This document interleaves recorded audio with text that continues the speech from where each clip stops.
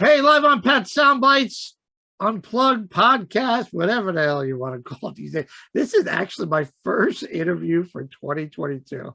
Don't even ask why, but COVID, what have you, all that BS stuff. Glad to have my buddy back in the house, New York City based band, but I know he lives in Connecticut. Larry Studnicky, the frontman, the lead vocalist, and the incredible, I should say, songwriter of the High Plains Drifters. How are you, brother Larry? I am very well. I'm honored to be your first interview of 2022, and I thank you for the I hope heartfelt praise. Absolutely. I'm probably a million publishers pissed at me because I just, when you're in that funk, the whole year, I'm hoping after last year, things will clear up. And I thought last year was a pretty good year, honestly. I mean, compared to 2020 when we were all scared shitless, I thought last year was an infinite improvement. My family and I, and most people I know, pretty much went on about their lives as if nothing was wrong, except you occasionally had to pop on a mask to go in certain stores or restaurants. So it wasn't too burdensome. And it seems like everybody got some form of COVID in the last 6 months of the year and got over it really fast. So, I guess for me, Larry, what I missed was so many live shows. Just going to that and traveling. I couldn't see my mom over Christmas because my daughter was diagnosed with COVID on December 15th. So she had to quarantine technically through Christmas Day. Couldn't see my mom, couldn't see any in-laws, couldn't see anybody. It was just my wife, my daughter, and I. For the first time, well, my son's 32, 33. So he's born Christmas Eve. So everybody always comes to our house Christmas Eve. So we celebrate something for him, even though he's a big galooch now. So we moved it for relatives to come from all over the place because now, everybody's got married and moved here to there.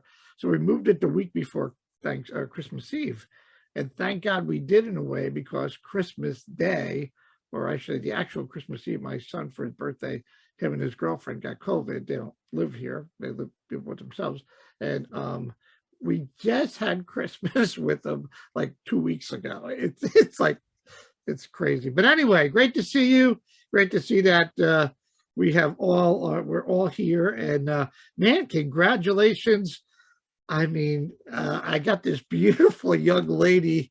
I said, I got to post a young lady. I mean, oh my God, Larry, this track, the one that got away, I think every guy and girl can certainly relate to. I mean, I loved the track when it came out. I want to say in June, but the video just came out and I just looked before, and tomorrow will be actually 3 weeks. 227,000 views. My goodness, dude. And I looked at Since You've Been Gone, and that's been out for 9 months, and that's 155,000. But man, 227,000. I guess my first question is, I think in today's world, I think you would have to agree with me that is the video just as important as a track anymore these days, Larry? I have always thought that the video is equally important, if not more important. And I think to some extent it's because despite my relatively advanced age, I consider myself part of the original MTV generation. I was in law school or finishing college and then going to law school when MTV, launched and when MTV played music. And when my buddies and girlfriends and I weren't going to class or studying to become lawyers, we were often glued to MTV late at night, just to see what new song or what cool, some of them were cheesy as shit, but I became a huge convert to the idea that every single should have a video. And that's the way we've approached the EP we put out last summer, is that eventually maybe all 6 of the songs on the EP and maybe everything on the album gets a video at some point. I mean, what MTV did that helped, spring forward some bands just for the video is insane.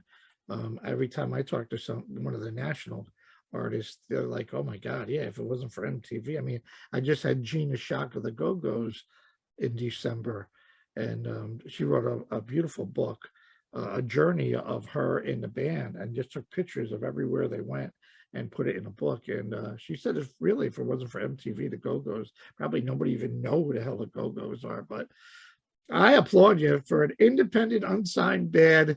And I loved, I was thinking today, High Plains Drifter, and as I did the intro, I read the press release, kind of New York City based band. I know we talked a half a dozen times already, but I never asked you, High Plains Drifter, New York City, you would never think the two would mix, from an urban New York City craziness, Times Square, Manhattan, the Bronx, Queens.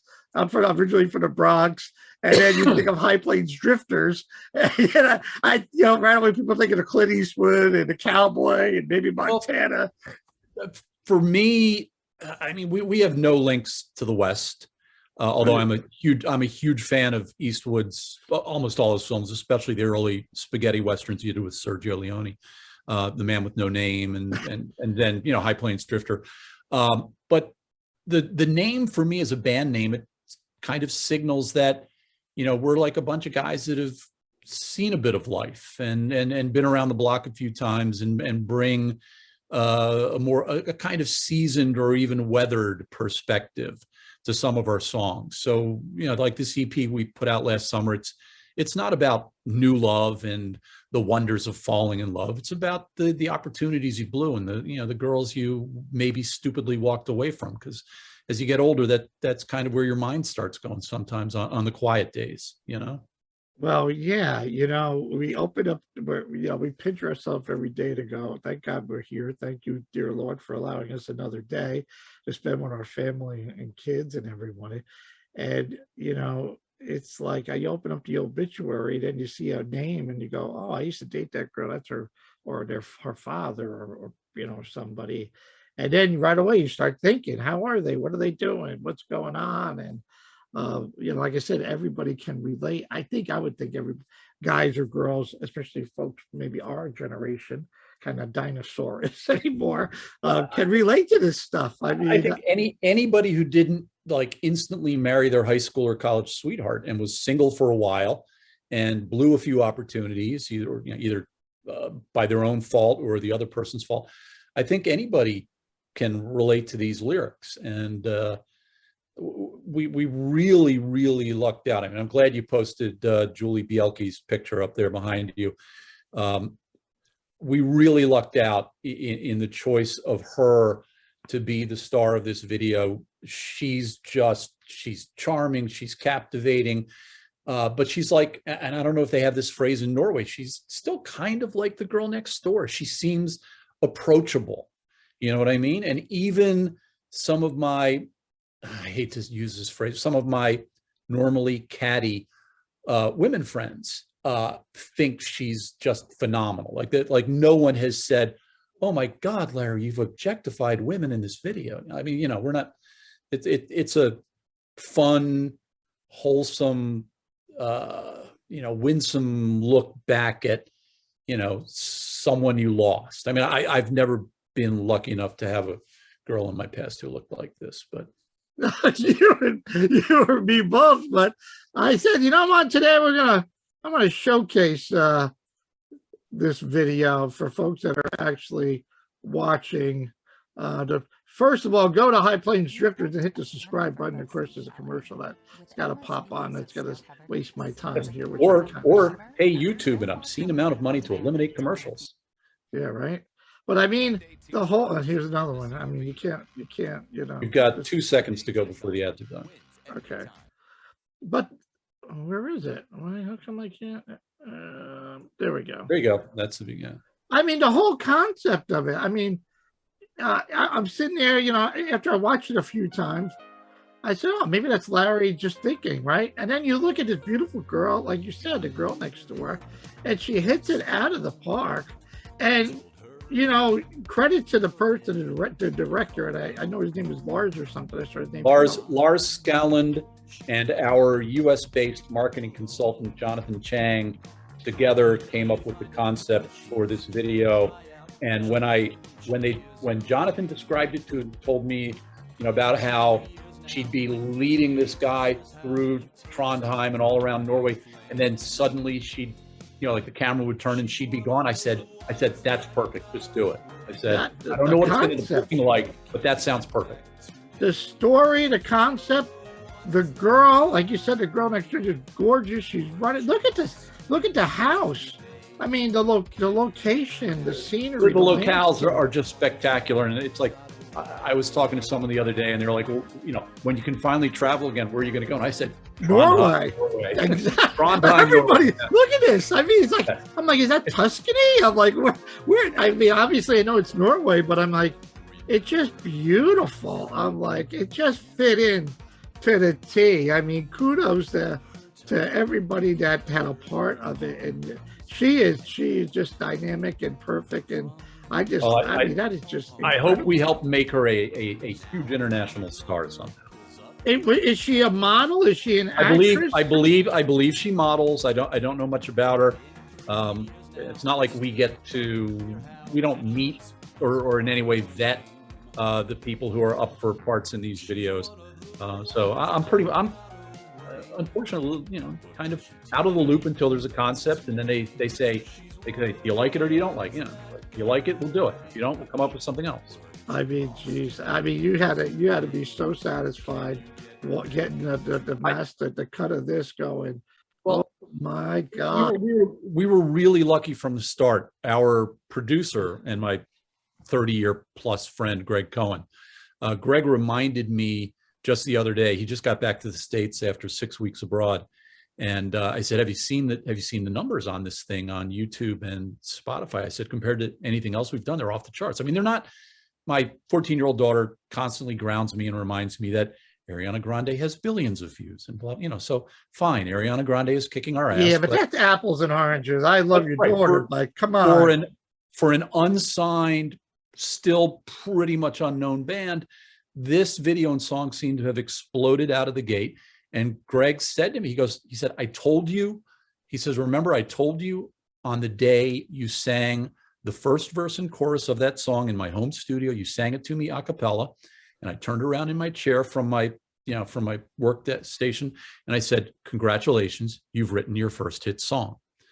And as the songwriter, I'm close to, and you know, to varying degrees, I love all my songs. But Greg was like, this one, there was no music at all. There wasn't even a direction yet. He said, this song is going to be a hit.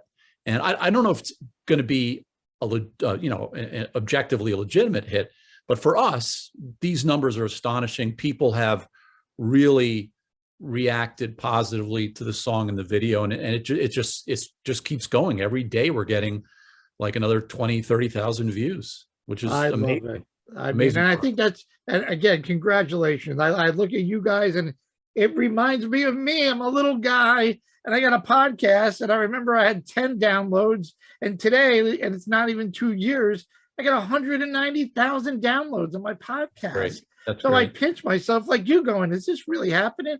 I'm no Joe Rogan, and I don't plan to be a Joe Rogan or anybody else out there. I do my thing, and I applaud you for doing your thing. And I think I love the music and the band more now, Larry, of just the diversity of it. I mean, it's got a little of everything. You got that new wave 80s inspired kind of influence. You got that. I read pop, I read pop punk, I read Americana, bossa nova. I mean, you're not tied down to one genre, and I love all about that. Even what is the song? He reminds me of you with Christina. You had a girl, Christina, at the last time. Right. I wrote He Reminds Me of You originally for a guy lead vocalist. At the time, I didn't know I would be the lead vocalist. I didn't sing the first 4 songs on our first album because I'd been told all my life I couldn't sing. So I wrote a song called He Reminds Me of You. Or excuse me, that's what Christina's singing. I wrote the song originally as She Reminds Me of You, to be sung by a guy about a gal that he's missing with whom he had a sort of messed up, arguably sadomasochistic relationship. And then I sat back after I wrote it and thought, this might be more interesting coming from a girl's point of view. So I just flipped a few lyrics around, asked Christina to sing it. She's backed up by Sabrina Ann Curry, who's our other backup singer. The 2 girls just killed it. And John Makem, one of our two guitarists, wrote the guy vocal parts, the answering parts that you hear. And John and I are singing together in counterpoint to Christina's lead. But yeah, I mean, that one's also very 80s and electronic influence. And in fact, that was the first song we did with Greg Cohen where he said, let's try this. Let's see what happens if we go in this direction. And I said that when I heard it, I was like, that's just great. I said, let's try that again, you know? So where we've been able to on this second album, which is now done, you haven't heard the back half of it, but where we've been able to, we've tried to mine the 80s, which I think it's fair to say for everybody in the band, that's when all of us kind of, you know, became who we are musically in terms of tastes or influences, inspirations. You know, not that the Beatles and the Stones and all those, the original, you know, great rockers weren't influential, but the 80s were a special decade of music for all of us. And Greg, thank God, Greg Cohen, our producer, was a keyboardist in a new wave band in the 80s. And so we've been able to make a nice, pretty seamless transition to exploring some of those classic 80s sounds where the song allows for it. So let's show a little love. And I know you've mentioned your bandmates numerous times that we talked, and they are certainly an incredible group of talented folks. If you don't mind, just take a second and just go over the list. I mentioned Christina. John Makem and Charles Zarnecki and I originally put the band together. I thought we were just going to record one Christmas song, which is on our first album. It's called Get Me Home by Christmas Eve. And that's one of the songs that caused radio to brand us Americana, because it's a country influenced song. I mean, you know, that probably, I mean, it was deliberate. And then you had Santa with the girlfriend, right? Well, the new one is the Christmas song that's on the second album is I wanted it to be more like the Sinatra and Dean Martin classics, and we lucked out and found an awesome professional horn section in LA, and they were the last pieces of music recorded, and the horn parts on that song just took it to a whole other level. But back to the band, Makem and Zarnecki and I formed it. I invited Mike DeCampo in real early on album one. I knew Mike from a prior project where I'd been just a songwriter, and Mike's band was doing some recordings. I provided them with some songs. Kyle Castle is our drummer, but he became our drummer after starting as the studio engineer. And our original rhythm section were some guys who played on Broadway and were almost never available because back then there was a Broadway, right? And so Broadway was only dark in the old days. Broadway was dark on Mondays instead of 7 days a week. And so we needed a rhythm section. I asked Kyle to play drums on a song on the first album called Virginia. He's been our drummer ever since. Greg does a lot of the keyboard work, but Charles Zarnecki does like the grand piano, the really fancy stuff. He's a world-class pianist. And then Dave Richards had a long-time working relationship with Kyle Castle had a long-time working relationship with Dave Richards and brought him in to play bass as we were finishing the first album. So that became the lineup. Christina and Sabrina singing backup vocals where it makes sense, and they're all. I think I'm the least professional. They've all had so many more years of experience in the music industry than I've had. No such thing as a coincidence, my friend, that somehow you all figured it out and gelled together. And, you know, when you hear Christina and that he reminds me of you, and I mentioned like the diversity, I think of, you know, so many great groups. You don't have to just be the male singer. I think of Fleetwood Mac, of Lindsay and Stevie and even Christine McVie. Right. And look at the dynamics and success that they had, and people think, oh, you can't do that. No, bullshit. You can do whatever you want to do. Or look at the B-52s when they put Kate Pearson or one of the other, right? You know, so I think of, he reminds me of you as like, it's like we're just doing a B-52s thing. We're like, put the girls up front. They're better looking than us. They can sing better than a lot of us. You know, let them take this one, you know? You living your dream, Larry, through the band every day. You go, man, why did I do this? I know you're a lawyer by trade, and you were part of the music thing back even in the 80s. So you always had a taste of it. But today, you got this great band and great bandmates and great songs. I sometimes do have to pinch myself every now and then. My wife or a family member, usually one of my brothers, will say, it's like you're living a dream. They'll say exactly what you did. But it has been a long road just to get here. So these are things that I did dream about starting in high school when songs first started writing themselves in my head. And I was too chicken to do anything about it back then. But I used to dream about it. I probably started dreaming about it when I was 9 or 10 and heard my first Beatles records, Right. And now, well, we'll see. I mean, we'll see what happens with the one that got away. If it keeps going like this, then this could be a real breakthrough for the band. And I hope it is, because they're such great guys and gals, and they're so talented as artists that I'd love for everybody to get the recognition that I think they deserve. I think we're a great band, and I mean, I'm biased. I like the songs, sure. I wrote them, I sing them, but once you've finished them, once you've mixed them and mastered them, it's almost like they're not yours anymore. They're like, every now and then I'll pop one of my own tunes on the stereo in one of the cars, and it's like, I'm like, how did we do that? Like, how did we pull that off? It still amazes me sometimes. How do you stay focused? You go to the office and you got the whole lawyer. I don't go to nobody goes to the office. Well, what are you talking okay, you don't go. That's right. Hello, Pat. We're in a whole different world. Nobody goes there. But even when you're home, how do you stay focused when you could go back to YouTube real quick and go, my God, I'm up to 300,000. All right, let me go back to this resolution I need to write. Oh, maybe it's up to 350,000. I mean, that's what I was going. I mean, I'm home and I'm looking every not to cut you off, every hour I'm going, oh my God, I'm up to 50,000 downloads. And every day it's over 400 a day now, almost 500. And I'm going, now if I could get $1 for every download would be great. But I'm a pretty self-disciplined guy, and I know that I have a family to provide for, and I pay for what the High Plains Drifters do. I'm paying for the radio promotion, I'm paying for the video promotion, I pay for the videos. So it's not that hard to wake up and just go, I better do some goddamn work today. Yeah, no, I get it.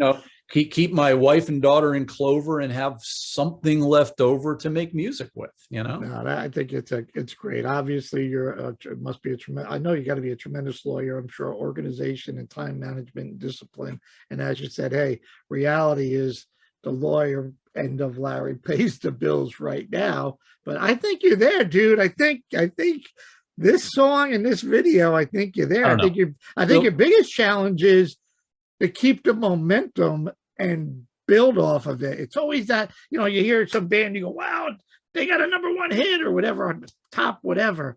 But I want to hear more. What's the second one like? So I think, would you say that's going to be a challenge for you and the guys? I'd sound like an arrogant prick if I didn't say it was going to be a challenge.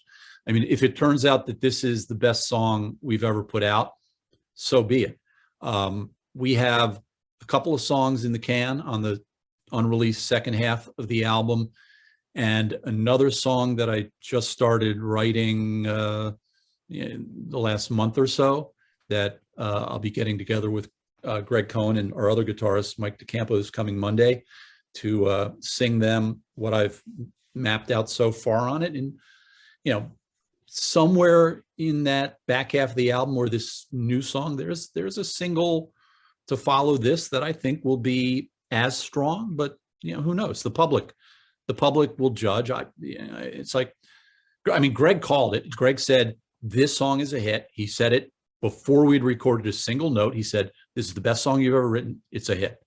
He said, I think all your songs are great, but this is different. It's a hit. So, I mean, if he says that again about another song, I'm really going to pay attention. What advice would you give folks like yourself that say, unsigned, independent, all the challenges you've been through? I'm sure there's a bunch. You're not, obviously the Beatles and the Stones are like, and I'm not going to get into the Ariana Grande's people. You know, a bunch of folks that get along. You know how to write, musically talented.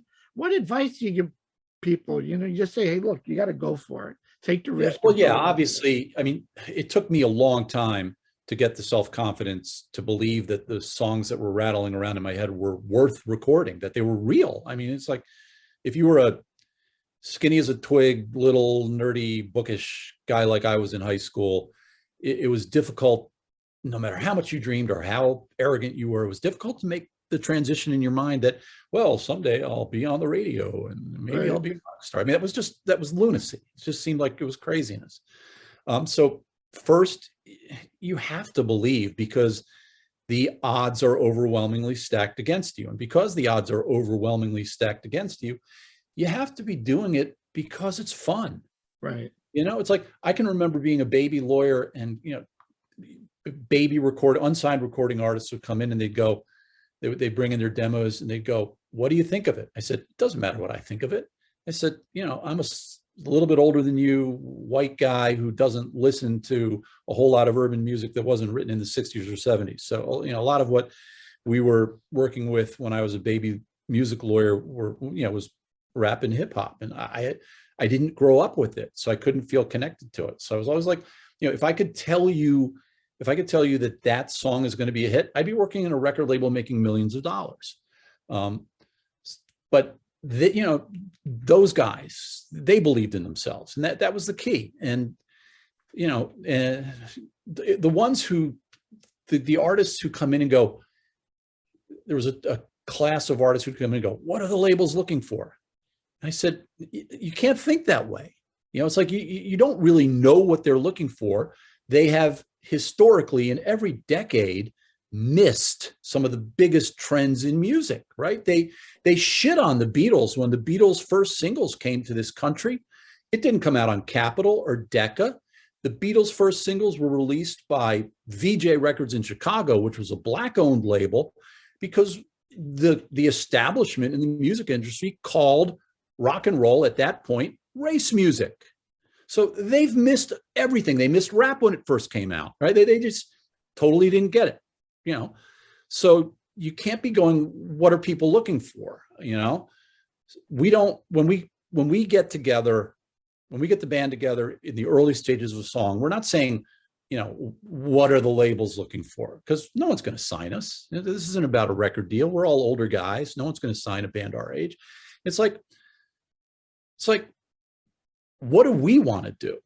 You know, what direction do we want to go? Do we want to explore something that maybe, you know, borrows a little here and there from Joe Jackson or Elvis Costello or Marshall Crenshaw or Blondie, or, you know, some of the bands that really lit our fires back in the 80s.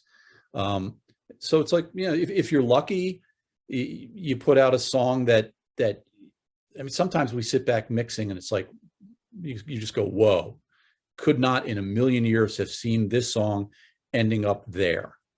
And that's that journey from the germ of a song through to that final mix. That creative journey is its own reward. And if you don't get your jollies out of that, you shouldn't be making music. Because you may never sell a goddamn record and it may never get on the radio. So you'd better enjoy the creative process. And we do. We love working together, and we try to work together. Even with COVID, starting in the summer of 2020, we got the band back in the studio and we recorded basic tracks with everybody in the studio together. We didn't do it one guy one day, one guy the next. That's a big plus. I don't care what anybody says. I'm not a musician, Larry, but I can tell you, I would want to send a WAV file to you or to Greg or to, you miss the magic when you make the magic. They go, no, Larry, sing higher. No, Greg, try this lick. I mean, that's where it all happens. And yeah, I've been blessed to interview and meet Todd Rundgren. And I said to Todd, what was it like to be a producer in the 70s?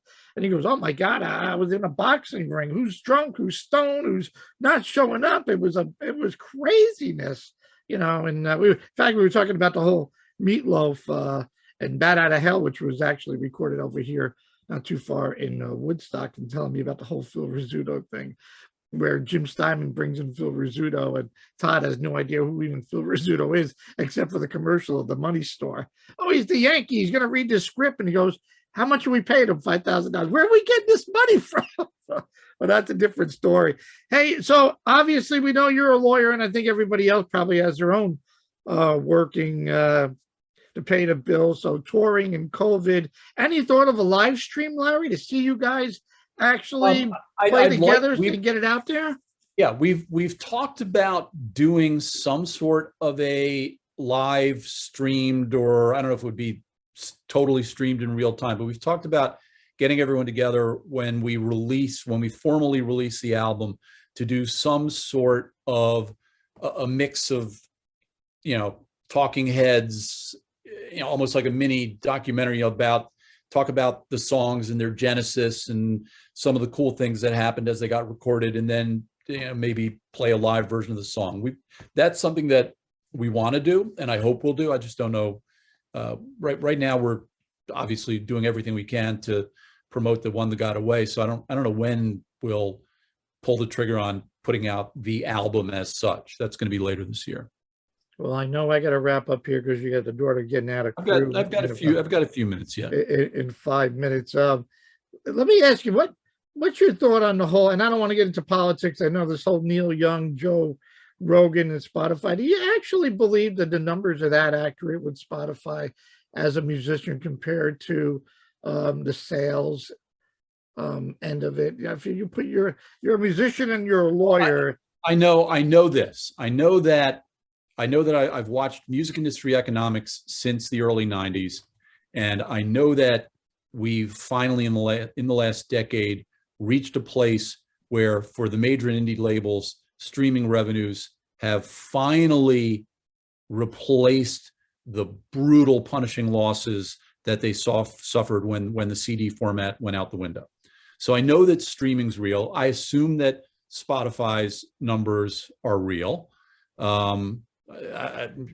have no incentive to report, my song, the one that got away, at 230,000 plays if it's only at 10, right? And they clearly, you can see, if you've put out more than a few songs, you see the vast differences in play counts as among your different tracks. So, honestly, again, not to get into politics, and for me, this isn't a political statement. I'm a free speech guy 100% of the way. I think Neil Young and the others who are in his camp are missing the point. It's like a content platform should provide content. It's like television. If you don't like it, change the channel. Right. Exactly. Don't censor it. Walk away from it. Right. I don't have to go see David Chappelle if I object to his sense of humor, which I don't. I think the guy's a fucking genius, but I don't have to go see David Chappelle. And if I'm not a Neil Young fan and he comes on Spotify or my XM radio in my car, I don't have to listen to Neil Young. I happen to like a lot of his music. So it's like, if you don't like it, change the channel, be civil, let people have their own views, whether it's Joe Rogan or anyone else. I mean, it's like, it's one of the most fundamental principles in this country that, with the few Supreme Court defined exceptions like screaming fire in a crowded theater, this is a country where no one from the top down tells you what you should and should not say. I believe that with all my heart. Amen.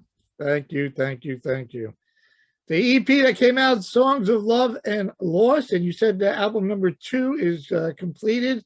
Any idea when we can chat again? It's completed, and I may finally have a title for it. I think it fits with the similar theme to Songs of Love and Loss, but there's a, excuse me, there's a song that you haven't heard on the back half of the album called Funny About Love, and it triggered a thought, and so far this is where I am, because for the longest time I couldn't figure out what to call the second record, but I think we'll call it Feeling Funny About Love. And when you listen to the songs, that's a good overarching kind of theme for what's going on High Plains Drifters too. We're feeling funny about love in different ways. You know? End of summer, early fall. I hope we get it out before the end of summer. We could put it out now, but we'd be distracting from the lovely Julie Louise. Yeah, no, we don't want to take away and from Laura the moment. Scollin's gorgeous, spectacular video. And so we want to let that horse run for as long as it's got gas in the tank. You know, I I'm mixing love it. up here, but forgive me. Absolutely. Go to High Plains Drifter YouTube. Check it out. The one that got away. Check out this beautiful young lady and a great track. And if you like it, give us a thumbs up. Post a comment. We reply to every comment on the YouTube feeds with all our videos. So we love seeing what some of the fans have been completely over the top in their comments on this song and the video. And that's been really cool for us to see, you know, to see fans engaging and loving the music and the video enough to comment. I want to thank anybody out there who's listening, who's done it. And I want to encourage everybody to go watch the video. It's visually stunning. And I hope you'll find the music and its story something you can relate to. Well, I'm looking forward. We're got it on a rotation and going to keep it on a rotation and get as much airplay as we can here in New York. You can go to High Plains Drifter, the website, high-plainsdrifter.com. Right. What are the socials, Larry? The other socials? Oh, yeah. The website is hyphenated, high-plains-drifters.com. Socials, we use our acronym. We're at HPD Music in, I think, all of our social feeds. There's a Facebook page. I never look at it. I don't know why. I mean, I'm on Facebook individually. I look at stuff and stay in touch with my buddies and gals I know around the world, but I never look at our Facebook page. But the website's worth looking at. But I just urge everybody to, you know, go to YouTube, find this video, find our other videos. There's some other cool videos out there, and even the songs that don't have formal music videos, you know, various people that work with us have put up little things so that you could still go to YouTube and hear the song, even though there won't be a gal who looks like Julie dancing around your screen. Oh, we're still waiting for Jennifer Anderson to come on and get that video, get her on the video to support the High Plains Drifters. She's a lazy and attentive bitch. What can I say? You know? Someone on her PR team has to slap her across the face and say, "Get on this train while you can." You know, get on the High Plains Drifters train, Ms. Aniston. I know I tagged her the minute you sent me the thing. I tagged her on Instagram. So whoever is doing her socials definitely seen it. Larry, congratulations. I know you got to get your daughter now. I got to go. One that got away. Great job. We're going to continue to play and promote as much as possible. I want to thank you for giving the band this opportunity to get a little recognition. On behalf of everybody, John and Mike and Greg, Kyle, Dave, Charles, Christine, and Sabrina, thank you very much. And I want to thank your podcast fans for hopefully checking out this video when they have some time. The door is always open, brother. You need anything, give me a holler. Let Jody know and we'll get you back on here. I'll let Jody know we spoke. And that, as always, I had a great time. I hope when COVID's fully over, you're not exactly that far out of spitting distance here. We're an hour away, if that. I'll get up there with one or two of the guys someday. We'll go out to dinner. All right. Absolutely. All right, Larry, be safe and be well. We'll talk soon. Thank you so much. Okay, buddy. Bye now.